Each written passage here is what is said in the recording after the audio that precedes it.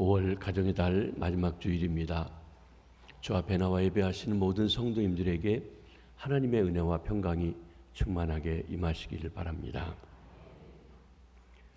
오늘은 에스겔서에 나오는 말씀을 드리려고 합니다.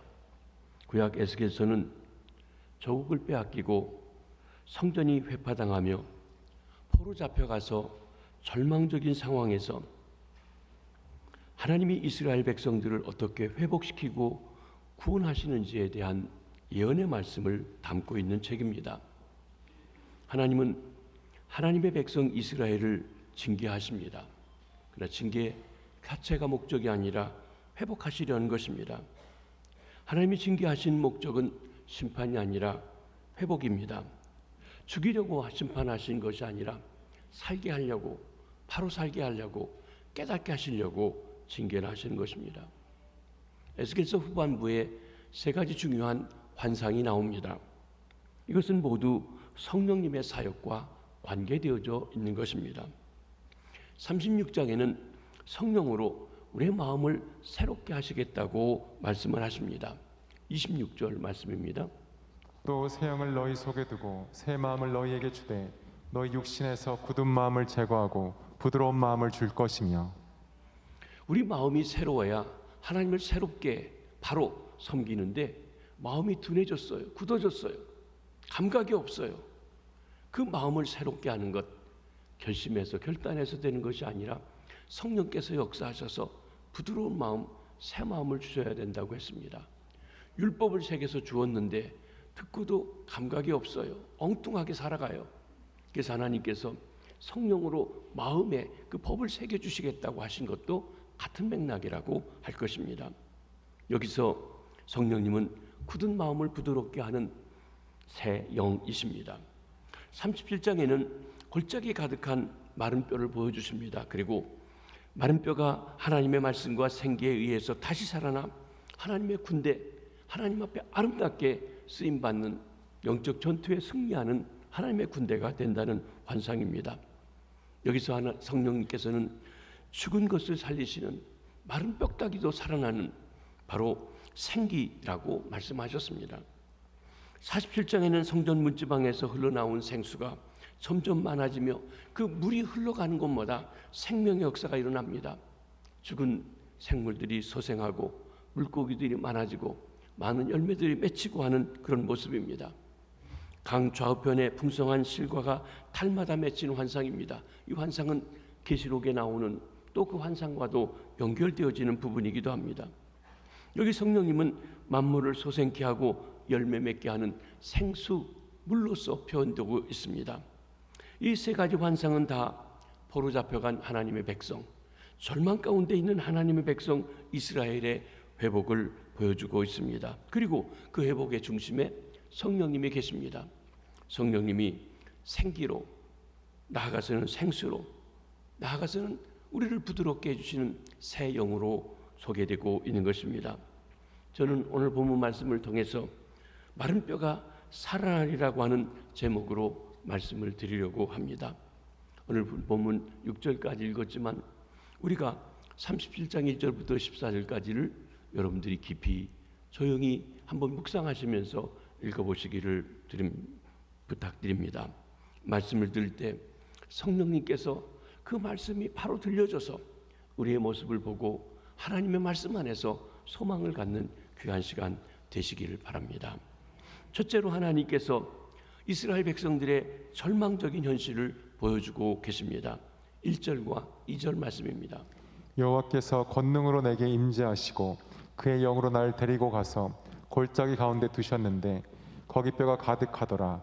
나를 급여 사방으로 지나가게 하시기로 본즉 그 골짜기 지면에 뼈가 심이 많고 아주 말랐더라. 하나님께서 하나님의 능력을 가지고 하나님이 세우신 선지자 에스겔에게 임하십니다. 그리고 성령으로 그를 에스겔을 데리고 한 골짜기로 갔습니다. 그런데 그 골짜기 보니까 뼈가 가득했다. 여러분, 사람이 시신을 묻어야 되는데 묻지도 못한 시신들이 있으면 살은 다 문드러지고 그리고 녹아서 없어져 버리고 뼈만 남습니다. 그 뼈만 남은 게 골짜기에 가득했다라고 이야기하고 있습니다.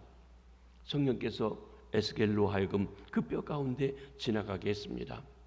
그 지나가면서 그는 두 가지를 깨달았습니다. 하나는 그 뼈가 무수히 많다는 것입니다.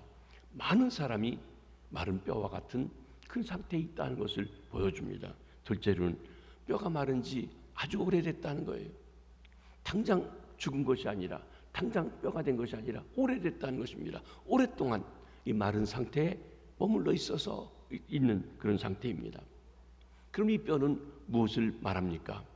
무엇을 상징적으로 보여주고 있습니까?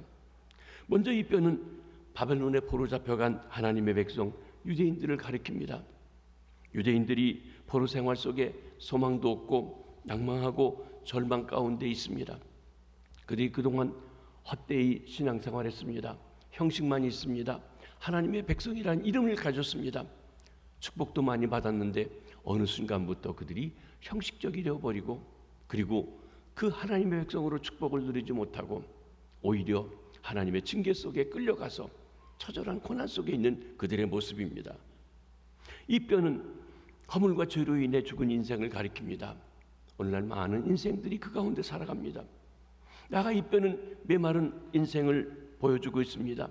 수천 년 동안 잡신들에게 찌든 인생입니다. 우리 주변에 보면 사람들은 신을 의지하는 종교성이 있는데, 그만 돌멩이에다가 골짜기에다가 또는 다 썩은 고목나무에다가 잡신들에게 섬기면서 이리저리 휘둘리고 있는 그런 모습들을 보여주고 있다는 것입니다. 더 나아가서 이 말씀은 신앙생활을 한다고 했지만, 직분도 있지만, 오래 믿었다고 했지만, 대대로 믿었다고 했지만 형식만 남아있는 성도입니다. 이스라엘 사람들이 그랬죠. 그들이 하나님을 모르는 백성인가요? 아닙니다. 오히려 뽑혀진 백성이었습니다. 대대로 믿었습니다. 가나안도 축복으로 받았습니다. 성전도 있었습니다. 제사도 드립니다. 그런데 왜 그들이 지금 바벨론에 포로 잡혀가고 절망 가운데 있어야 했었습니까? 형식적인 신앙입니다. 그 중에 제사장도 있었고 장로도 있었고 선지자들도 있었습니다. 바르지 못한 신앙 때문에 그렇게 됐다는 겁니다. 오늘날 우리가 교회는 다니지만 몇 대쯤 있지만 직분도 있지만, 그런데 이렇게 메마른 심령과 같은 성도들이 아닌지 하는 것입니다. 뼈가 말랐더라. 신앙이 메말랐습니다. 사랑이 메말랐습니다. 감정이 메말랐습니다. 그러나 우리가 믿는 복음은 마른 뼈에게도 말할 만한 참 진리입니다. 진리가 전해질 때 생명을 얻게 된다고 했습니다. 우리 성령님은 마른 뼈 같은 인생들에게 생기를 주시는 능력입니다. 생명을 주시는 권능이십니다. 이 사실을 믿으시기를 바랍니다. 그리고 내가 메말라 있다면 이 아침 하나님의 말씀 속에, 성령의 역사 속에 생명을 회복하는 귀한 역사가 있어지시기를 바랍니다. 둘째로 하나님께서 그들에게 살아날 소망을 주십니다. 3절 말씀입니다. 그가 내게 이르시되 인자야 이 뼈들이 능히 살 수 있겠느냐 하시기로 내가 대답하되 주 여호와여 주께서 아시나이다. 무수히 많은 마른 뼈를 보고 있는데 그 에스겔에게 하나님께서 물어보십니다. 인자야 이 뼈들이 능히 살 수 있겠느냐. 신약에 와서 인자란 말은 하나님의 아들인 예수님께서 자신을 가리킬 때 인자, the son of man, 인성을 강조해서 나는 사람의 아들이다 그렇게 강조하셨습니다. 제자들이 예수님께는 하나님의 아들이라고 했지 인자라고 부르지는 않았습니다. 구약의 다니엘서 7장에 나오는 하늘로부터 하나님의 아들 같은 인자 같은 이에 대한 모습이 나타나고 있습니다. 그런데 에스겔을 부를 때 그냥 단순하게 야 인간아 라고 하는 그런 의미에서 인자야 하고 다니엘을 부르십니다. 하나님이신 데 비해서 에스겔은 인간이라고 하는 점에서 그를 인자라고 불러서 에스겔서의 인자라는 말씀이 다니엘을 지칭하는 호칭입니다. 인자야 이 뼈들이 살겠느냐. 참으로 기가 막힌 질문입니다. 뼈가 살 수 있습니까?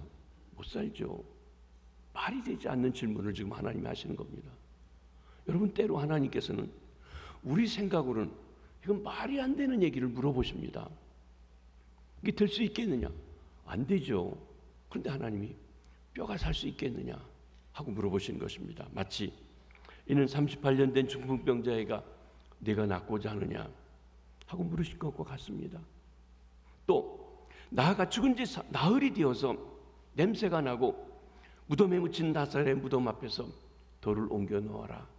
내 말이 네가 믿으면 하나님의 영광을 보리라 하셨던 주님의 말씀과도 같다는 것입니다. 우리는 하나님의 능력을 의지하기보다는 우리의 상식 수준에서, 우리 경험 수준에서만 하나님을 인정하고 그 수준에서 믿고 가려고 합니다. 그런데 하나님께서 말씀하십니다. 인자야, 이 뼈가 살아날 수 있겠느냐? 이에 선지자 에스겔이 대답합니다. 주께서 하시나이다.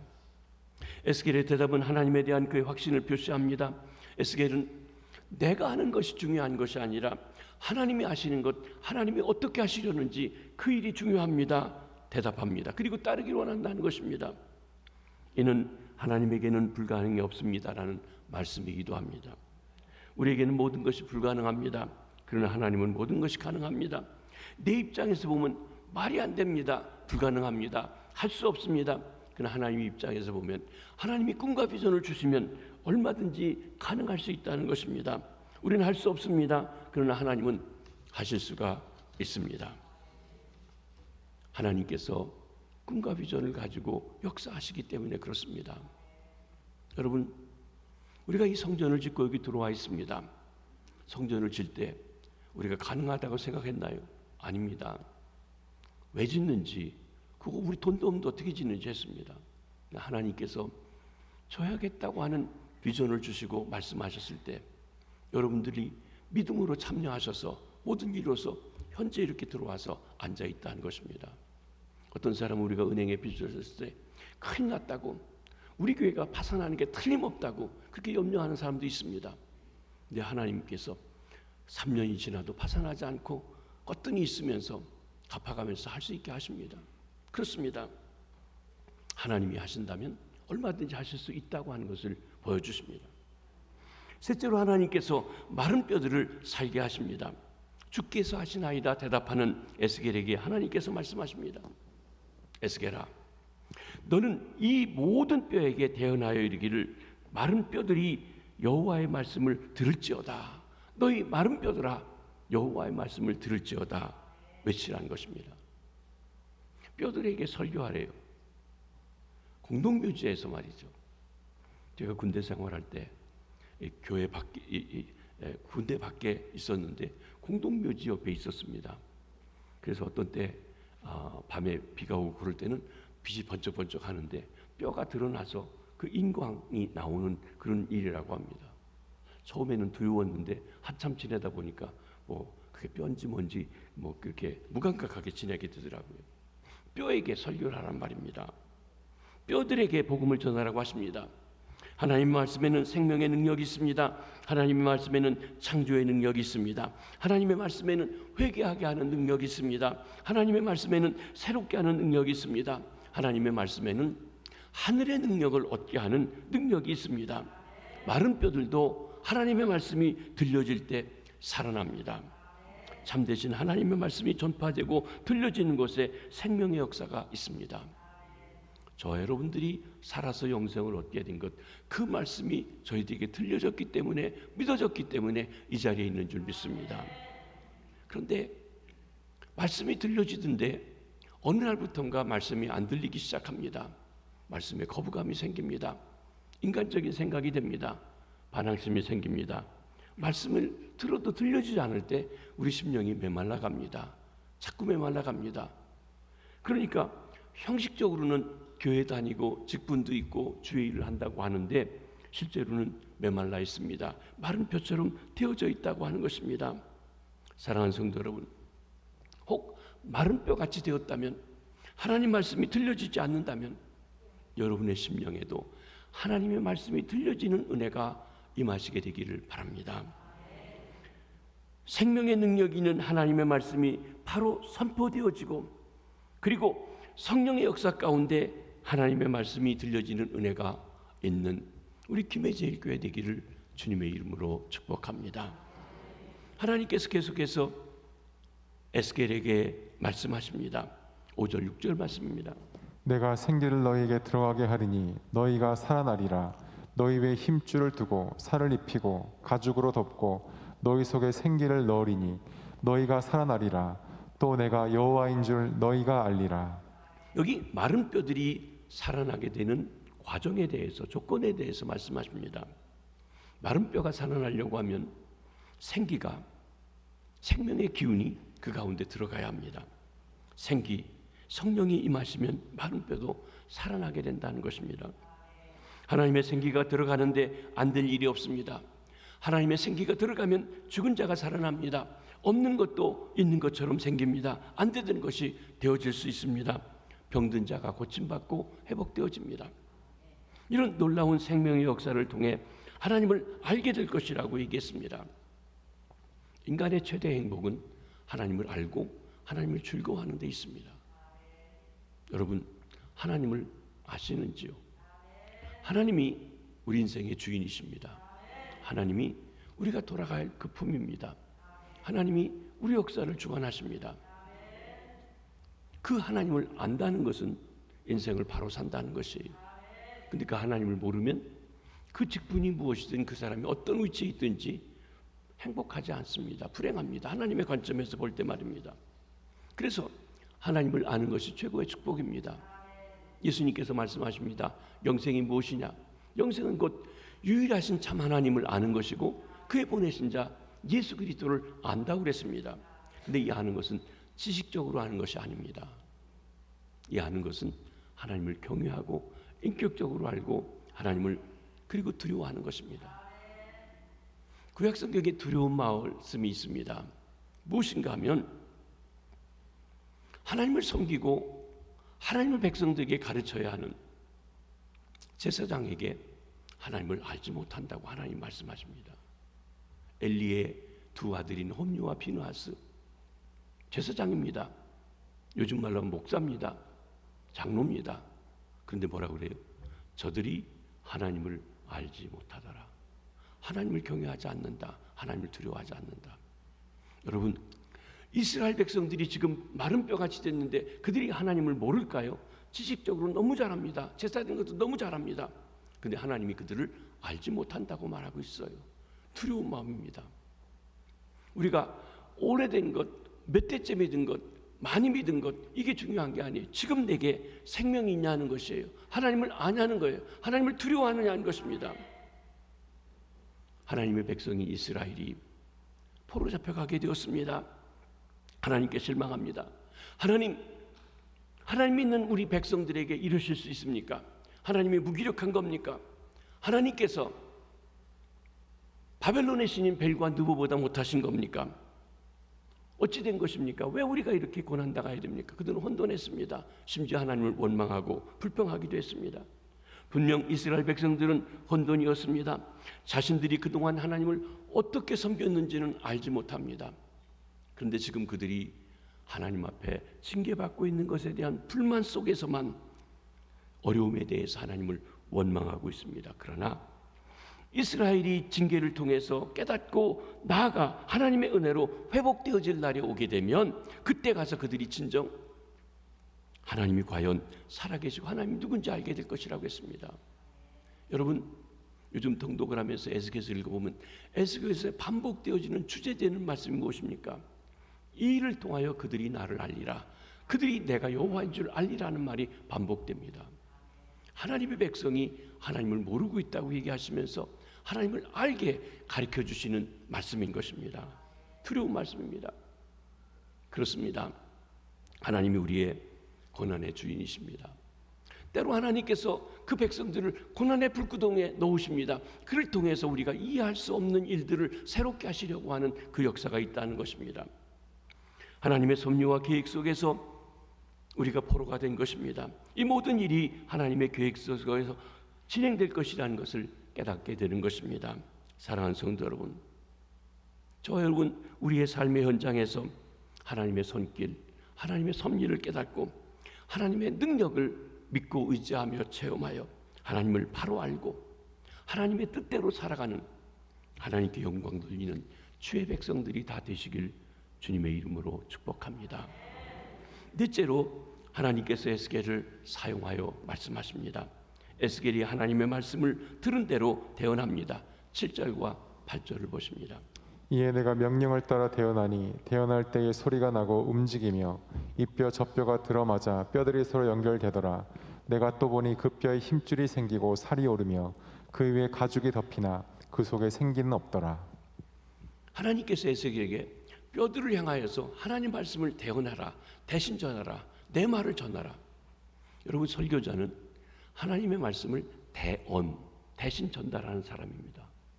그러니까 목사가 설교를 할 때 자기 마음대로 말하면 안 됩니다.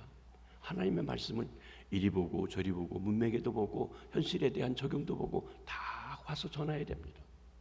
그리고 성도들이 받을 때는 하나님의 말씀으로 받아야 됩니다. 하나님의 말씀으로 받도록 신뢰를 가져야 되기도 합니다. 때로는 말도 안 되는 얘기 같은데 하나님이 전하라고 하면 전해야 되기도 합니다. 여기 에스겔이 하나님이 시키는 대로 뼈들 앞에 놓고 하나님 말씀을 전했습니다. 이것이 믿음입니다. 말씀을 따라 행하는 것, 믿음이라는 것입니다. 하나님이 하신 말씀이 없어 내 생각대로 하면 아무 일도 일어나지 않습니다. 때로는 내 소원이라고, 내 경험이라고, 내 확신이라고, 내 갈망이라고 외치고 얘기한다고 되어지지 않습니다. 그러나 하나님이 명하신 대로 하면 좀 어처구니 없어 보이고 말이 안 되는 것 같지만 바로 하나님의 놀라운 기적의 역사가, 이적의 역사가, 능력의 역사가 일어나게 되어지는 것입니다. 하나님께서 에스겔에게 뼈를 향하여 하나님 말씀을 전하라고 하십니다. 사실 마른 뼈를 향해서 하나님의 말씀을 전하는 것, 그래서 어떻게 하겠습니까? 공동묘지 같은 데서 말씀을 전한다고 어떻게 일이 일어나겠냐는 것입니다. 그런데 에스겔이 하나님이 그렇게 하라고 명하시니까 그대로 순종했습니다. 하나님이 말씀하셨기 때문에 에스겔이 순종했습니다. 그러자 뼈들이 움직입니다. 뼈들이 서로 연결됐습니다. 힘줄이 붙었습니다. 살이 오릅니다. 그 위에 가죽이 덮였습니다. 오직 한 가지 부족한 것이 있었습니다. 그 속에 생기가 없었습니다. 생기가 없었던 것입니다. 많은 사람들은 뼈가 움직이고 심줄이 생기고 살이 오르고 가죽이 덮이면 하나님의 기적이 일어났다고 합니다. 뼈와 생기가 붙어있는 사람들이 움직이니까 주의 일한다, 봉사한다, 열심히 한다 합니다. 그런데 부족한 것이 있다는 거예요. 뭐가 없냐면 생기가 없다고 그랬습니다.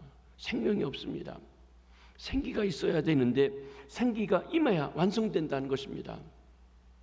여러분, 우리 교회 다니는 사람들이 몇 대째 믿다 보니까, 어려서부터 믿다 보니까, 어머니 뱃속에서 믿다 보니까, 교회 생활을 오래 하다 보니까 교회 생활해요. 다 잘한다고 합니다. 그런데 마치 생기 없는 뼈가 지금 뼈끼리 맞춰서 가죽이 붙어가지고 움직이듯이 그렇게 하고는 있는데 생명이 없다고 하는 것입니다. 그럴 수 있다고 하는 것을 여기 말씀해 줍니다. 두려운 마음으로 보아야 합니다. 그렇습니다.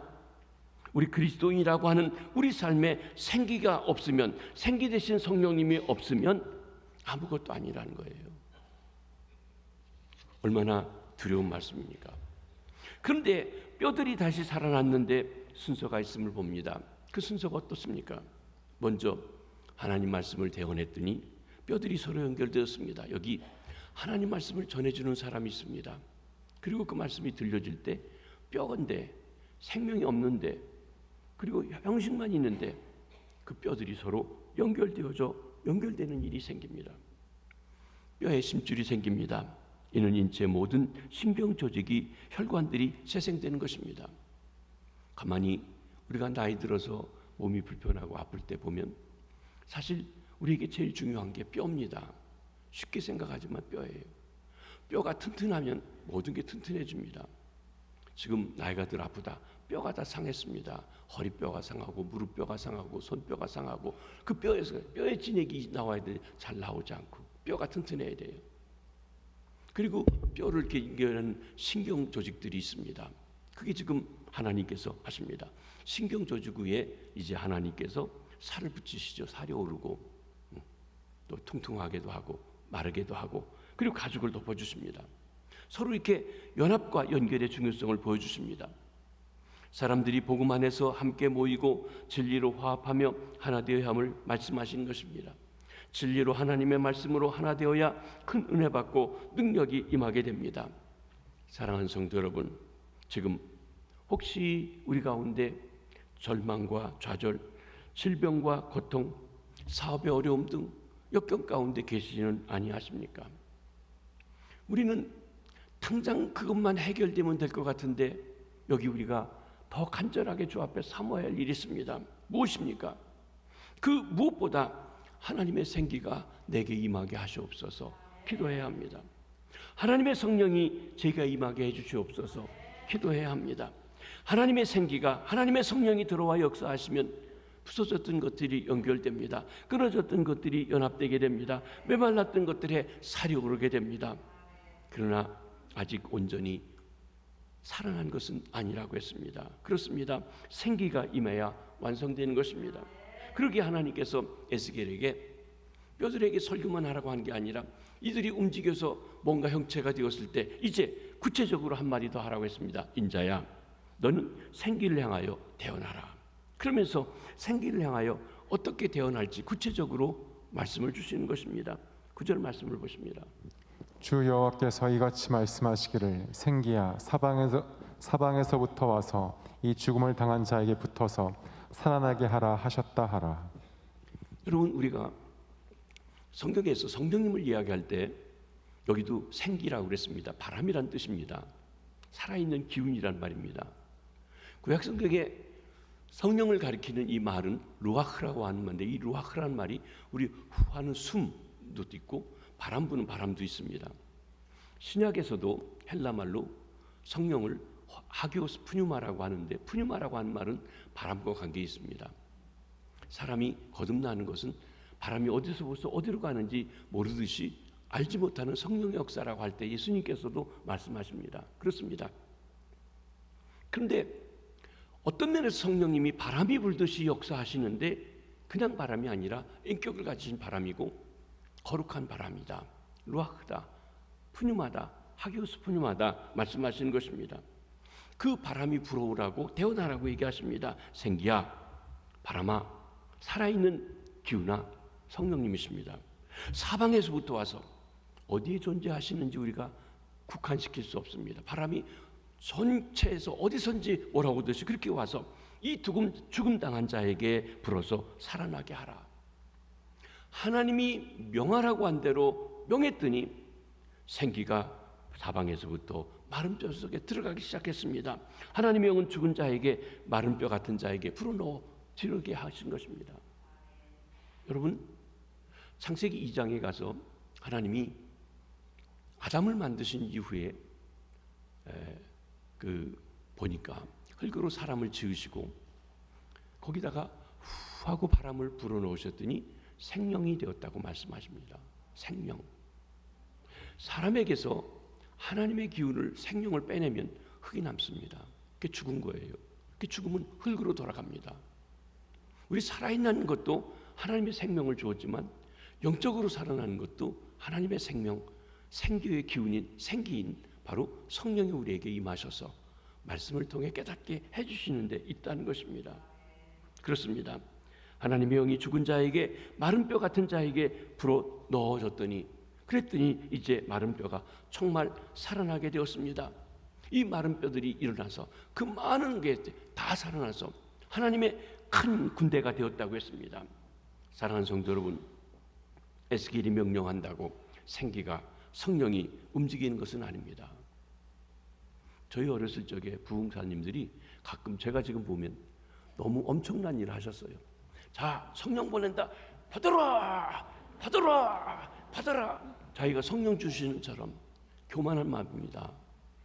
그렇게 했다고 성령 받아집니까? 그럼 또 아멘 받습니다. 그럼 받아집니까? 그렇지 않습니다. 우리가 감히 에스겔에게 성령이 임하라고 생기를 불어넣으라고 말씀을 하셨지만 하나님의 명령에 따라 하라고 했지 어떤 인간이 생기를 주는 것은 결코 아닙니다. 그렇습니다. 하나님께서 명하라고 하셨기 때문에 그에 순종했습니다. 순종했더니 놀라운 일이 일어난 것이에요. 그때 성령께서 마른 뼈 속에 들어가 생기 있게 되었습니다. 큰 군대가 되었습니다. 쓸모있는 군대가 되었습니다. 전에는 숫자는 많았는데 다 죽은 그 뼈다귀 같이 누워져 있었는데 이제 생기가 들어가니까 살아 움직이는 군대, 하나님 나라를 위해서 싸울 수 있는 군대가 되었다는 것입니다. 여기 중요한 것이 있습니다. 그것은 그 말이 하나님의 말씀인지 사람의 말인지 하는 것입니다. 여러분, 하나님의 말씀인지 사람의 생각인지 중요합니다. 하나님이 하신 말씀이라면 순종하면 됩니다. 이해가 안 돼도, 안 될 것 같아도 순종하면 됩니다. 그러나 그렇게 되면 실제로 하나님의 성령께서 역사하셔서 움직이기 시작하시고 생명을 주시고 아름답게 해주시는 줄 믿습니다. 마지막으로 이는 절망 가운데 있는 이들에 대한 하나님의 소망의 메시지이십니다. 에스겔의 환상에 등장하는 마른 뼈는 과연 무엇을 말하는 것일까요? 이것이 중요한 것이지요. 저와 여러분에게 어떻게 적용되어지냐는 것입니다. 본문 11절의 말씀을 한번 보십니다. 또 내게 이르시되 인자야 이 뼈들은 이스라엘 온 족속이라. 그들이 이르기를 우리의 뼈들이 말랐고 우리의 소망이 없어졌으니 우리는 다 멸절되었다 하느니라. 우리의 소망이 없어졌으니, 당시 하나님의 백성 이스라엘은 바벨론에 포로 잡혀갔습니다. 그리고 이리저리 흩어졌습니다. 젊은이들은, 힘께나 쓰는 사람들은 강제노역에 동원되어서 노동을 착취당하고 고통 속에 살아갑니다. 여인들은 성폭행을 당하고 비참한 그런 꼴들을 보며 지내갑니다. 어린아이들은 귀찮다고 남의 자식이라고 묘쳐서 죽습니다. 성경을 읽어보면 이 바벨론 포로 잡혀가는 그 전후에 이 어린아이들이 전쟁통에 바위나 땅에 맺혀져서 깨져 죽는 그런 일들에 대한 끔찍한 일들이 생깁니다. 물론 아이를 삶아먹는 그런 끔찍한 일도 있고 말입니다. 아주 비참하고 절망적인 상황들이 그들에게 펼쳐지고 있습니다. 소망이 없는 시대입니다. 어떻게 우리가 이 포로 시대에서부터 돌아와서 꿈을 가질 수 있을까? 전혀 꿈꿀 수 없는 그런 것입니다. 소망이 없습니다.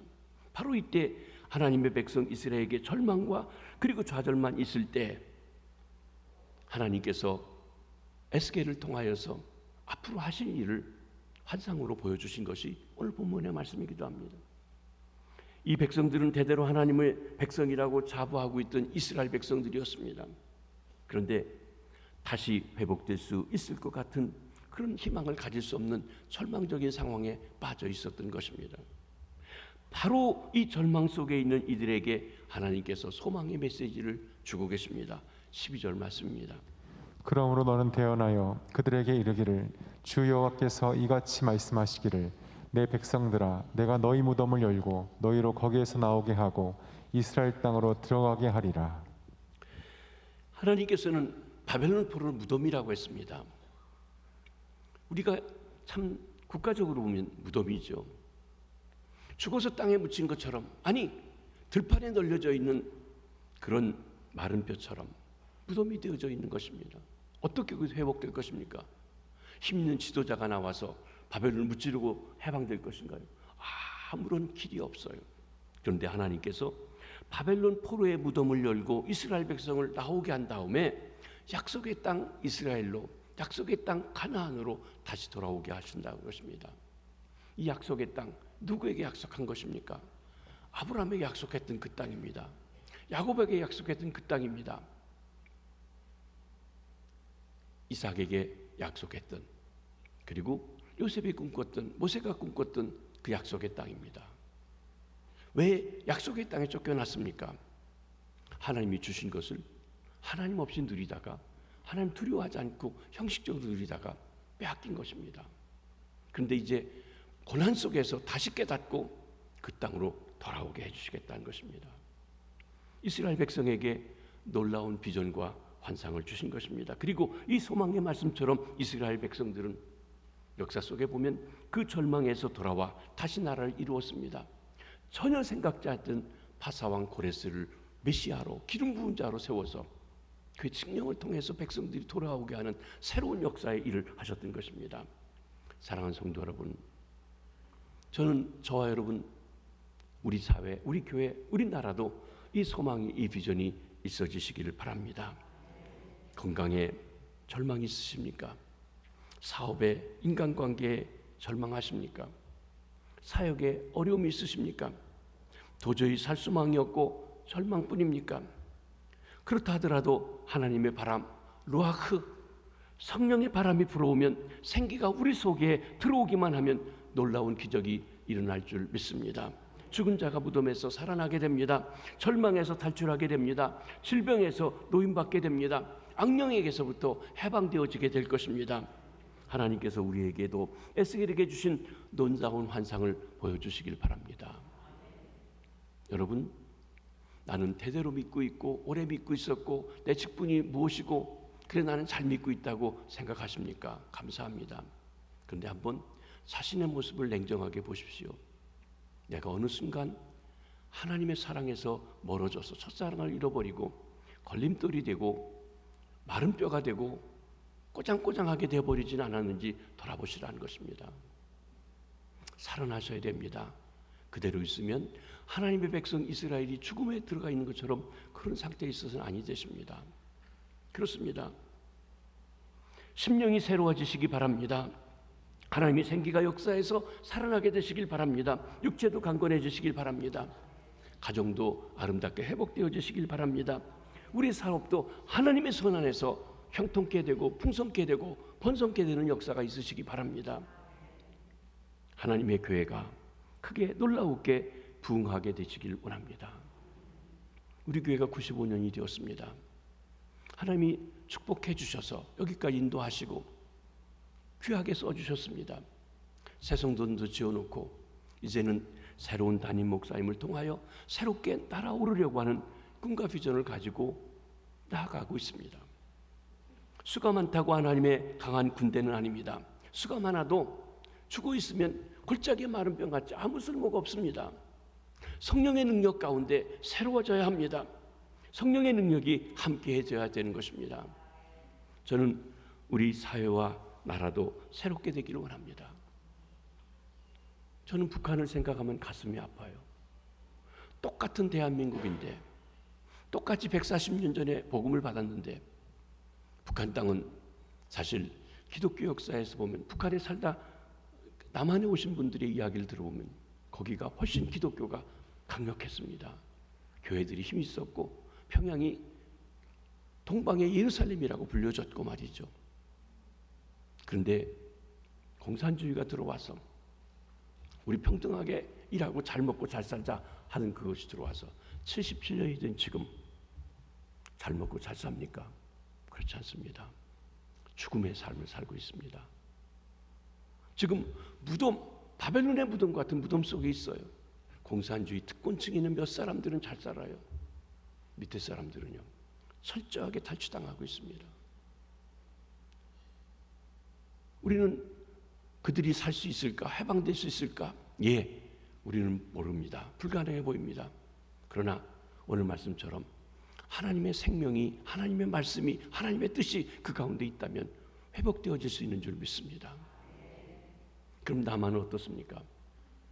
하나님의 은혜 가운데 자유롭게 풍성하게 잘 살았습니다. 여러분, 우리 대한민국 역사를 보십시오. 언제 잘 살게 됐습니까? 기독교가 140년 전에 들어온 이후에 복음의 역사 가운데 세상이 잘 살게 되었습니다. 세계 지도를 놓고 펴놓고 보십시오. 나름대로 인권이 보장되고 사람답게 살고 잘 살고 그리고 문화를 누리며 살아가는 곳에는 전부 기독교 복음이 들어간 지역입니다. 그런데 어느 순간 기독교 복음으로 세계 선교도 하고 하던 한국 교회가, 한국 사회가 우리가 잘해서 잘나서 잘 살았다고 하면서 하나님 없이 살아가는 일이 되어졌습니다. 그리고 점점 마른 뼈처럼 형식만 남았어요. 교회가 지탄을 받게 됐습니다. 손가락질 받게 되었습니다. 여러분, 그런 우리 한국 사회가, 한국 교회가 생명의 성령의 바람이 불어와서 진정 하나님의 바른 군대가 되어지는 역사가 있어지시기를 바랍니다. 우린 김해 삽니다. 김해 제1교회입니다. 김해. 제가 보니까 참 살기 좋고 아름다운 땅입니다. 제가 13년 전에 교환목회 왔을 때 우리 어르신들이 그랬어요. 목사님, 김해는 재난이 없어요. 살기 좋아요. 풍성해요. 김해, 그 김자가 또 다른 말로 뭔지 아십니까? 뭔데요? 그래요. 금이에요. 금바다. 금이 많은 것, 돈이 많은 것, 풍성한 것이란 말입니다. 그런 것 같아요. 금이 많아요. 금바다. 그런데 놀라웠게도 여기는 재난이 없습니다. 6.25 때도 재난 안 당했습니다. 태풍이 불고 비바람이 불고 낙과하고 뭐 난리가 났다고 하는데도 여기는 그저 별로 피해가 없습니다. 가물었다고 해도 별로 그런 것 같아요. 이런 현상들이 우리에게 있습니다. 그래서 그런지 절실함이 없어요. 간절함이 없어요. 왜? 그러지 않아도 우리는 그렇게 난리 필 일이 없으니까 말이죠. 그래서 그런지 김해에는요 우상이 들끓어요. 우상도시예요. 죄송합니다. 사도 바울이 아덴에 갔더니 알지 못하는 신에게로 비롯해서 뭐 각종 신들이 다 있듯이 그런 것 같아요. 우리 교회만 크게 진 게 아니라 해성사도 여기 크게 졌죠. 여기 원불교도 있죠. 저쪽에 또 큰 절이 아주 거창하게 있죠. 그것만 있습니까? 우리 교회 주변에도요. 뭐 보살님의, 선녀님의, 뭐 왕자님의 별게 다 장군님의 다 있습니다. 어떤 사람이 큰 교회 옆에 가면은 그게 이렇게 점이 쳐지겠냐 그랬더니 그 어떤 점집에서 그러더랍니다. 그래도 큰 신 옆에 가야 또 떨어지는 게 있고 얻어먹을 게 있다고. 그런데 우리가 옆에서 볼 때는요 갑갑해요, 답답해요. 어떤 때 보면 명태 쪼가리 길거리에 놓고 이렇게 비고 지나간 이 보름날, 초하룻날 그런 게 있습니다. 참 그 신 답답해요. 그까지 명태 쪼가리도 그 대가리 그것만 놓고 그거 먹고선 복 달라고 하는 그런 신입니다. 이게 우리 현실입니다. 우리 주변의 현실입니다. 마치 마른 뼈가 늘러져 있는 것과 같다는 것입니다.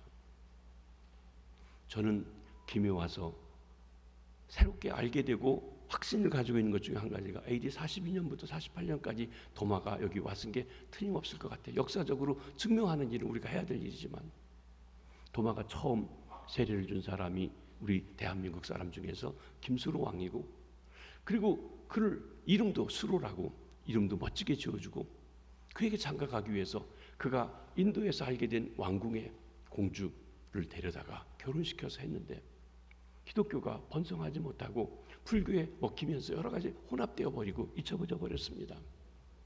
근데 하나님께서 그 일들을 헛되지 않게 하신다고 하면 반드시 회복시켜 주실 날이 올 줄로 믿습니다. 그런 사명이 우리 김해제일교회에 있다는 것입니다. 인간은 절망할지 모르지만 하나님은 희망을 버리시지 않습니다. 오랫동안 신앙생활 한다고 했지만 직책도 가지고 있지만 몇 대째 믿고 있다고 하지만 내노라 한다고 자부하지만 형식만 남은 성도 여러분, 하나님은 여러분들이 첫사랑을 회복하시기 원합니다. 말로만 입으로만 봉사하고 섬기는 것이 아니라 정말 살아 움직이는 생명의 역사로 말입니다. 주여 주여 하는 자만 아니라 정말 주님이 되신 그 삶을 살아가는 그 삶을 원하고 계신다는 것입니다. 사랑하는 성도 여러분, 우리 주님께서 지상사역을 마치고 떠나가시면서 제자들에게 내가 떠나가는 것이 너희에게 유익하다. 그래야만 보혜사 성령님이 오셔서 너희들을 인도하시고 가르쳐주시고 역사하신다고 했습니다. 오늘 본문 에스겔서 37장은 성령께서 생기로 사역하여 주심을 보여주고 있습니다. 우리 하나님께서 생기를, 성령님을 우리 삶에 다시 한번 새롭게 불어넣어 주시기를 원합니다. 메마른 심령들 위에 마른 뼈와 같은 우리들에게, 형식만 남은 우리들에게 생기를 불어넣어 주시기를 바랍니다. 하나님께서 우리 생기를 우리 가정에 불어넣어 주시길 바랍니다. 하나님께서 생기를 우리 교회에 불어넣어 주시길 바랍니다. 하나님께서 생기를 우리 민족에게 다시 불어넣어 주시길 바랍니다. 그리해서 우리가 하나님의 크고 힘있는 군대로 새롭게 힘있게 하나님 앞에 쓰임받는 귀한 역사가 있어지시기를 주의 이름으로 축복합니다. 기도하시겠습니다. 하나님 아버지, 140여 년 전 세계 열강들이 우리 조선 땅을 먹으려고 할 때, 아니 일본에게 나라를 빼앗기고 절망할 때 하나님께서 복음의 말씀을 이 땅에 불어넣어 주셨습니다. 마른 뼈 같은 이들에게 복음을 전할 때 한 사람씩 한 사람씩 그 말씀이 들려지고 믿어져 구원받고 새로워지고 소망을 갖고 꿈을 가자. 하나님, 일제의 탈취 속에서도 견디며 때론 만세운동을 하고 때론 독립운동을 하고 하나님의 회복을 꿈꾸는 일들을 하게 하셨습니다. 우리나라가 회복되어 하나님 되었는데 우리 민족 깊은 곳에 가지고 있는 권력에 대한 도전, 그리고 잘 살아보겠다고 하는 염원 때문에 남북으로 나눠져 체제가 달라졌습니다. 북한 땅에 공산주의가 들어와 함께 일하고 잘 살아보자고 했지만 77년이 지난 지금 하나님 절망과 낭망 속에 죽음의 그림자가 깊이 들어오진 속에 암담하게 살아가고 있는 모습을 봅니다. 남한 땅에 하나님께서 축복해 주셔서 풍성케 하시고 새롭게 하시고 세계 복음 선교에 두 번째 많은 선교사를 파송하는 그런 민족으로 써주셨는데 어느 순간인가부터 교회가 형식화되고 하나님 생기를 잃어버리고 물질에 눈에 보이는 것에 하나님 따르다가 하나님 형식만 남아있는 마른 뼈처럼 되어져 버린 것은 아닌지요. 하나님 기도합니다. 우리에게 생명의 근원 되신 성령을 부어 주시옵소서. 메마른 우리 심령에 탄비를 부어 주시옵소서. 생수의 강이 흘러넘치게 하여 주시옵소서. 우리 교회를 95년 동안 써주셔서 감사합니다. 그런데 어느 순간 95년이 지나오면서 한때는 내가 성령을 받고 능력을 받고 힘차게 봉사했는데 이만하면 됐지 하면서 하나님을 붙잡기보다 경험을 붙잡고 내 경험과 꾀 속에서 하나님을 거부하며 믿는다고 하면서도 거부하며 하나님 형식화되진 않았는지요? 혹 하나님의 말씀을 바로 대언할 종들이 하나님 말씀 대신 자기 생각으로 하여서 잘못된 길로 인도하진 않았는지요? 하나님 저희들의 모습을 바로 보고 회개하게 하시며 새로운 성전이 문제가 아니라 진정 성령의 능력 가운데 새롭게 되는 역사가 있게 하시고 그 역사가 이제 새로운 담임 목사님을 구하는 저희들에게 있어지게 하시옵소서. 그렇게 성령의 능력으로 하나님의 말씀을 바로 증거하며 하나님을 존중하며 하나님을 경외하며 하나님을 두려워할 수 있는 주의 종을 보내주시옵소서. 그래서 우리 교회가 하나님의 큰 군대로 이 지역을 위해서 우상 도시인 김해를 위해서 그리고 이 나라의 민족만 아니라 전 세계 선교를 위해서 우리 교단의 아름다운 교회로서 귀하게 쓰임받는 우리 김해제의 교회 될 수 있도록 축복해 주시옵소서. 금년도 우리 교회 표가 하나님 모든 일이 형통하리로다입니다. 주의 말씀을 즐거워하며 주야로 그 말씀을 묵상하는 가운데 하나님의 역사가 있듯이 하나님 말씀을 읽고 그 말씀을 묵상하며 그 말씀을 통하여서 하나님의 능력이 흘러넘쳐 하나님 생각지 못했던 기적의 역사가 일어나는 아름답고 귀한 주님의 교회, 주의 백성들, 주의 가정들 될 수 있도록 역사해 주시고 하나님 새 생명의 역사가 있게 하여 주시옵소서. 메마른 땅에 단비를 내리듯 우리 심령에 단비를 부어 주시옵소서. 예수님의 이름으로 기도합니다.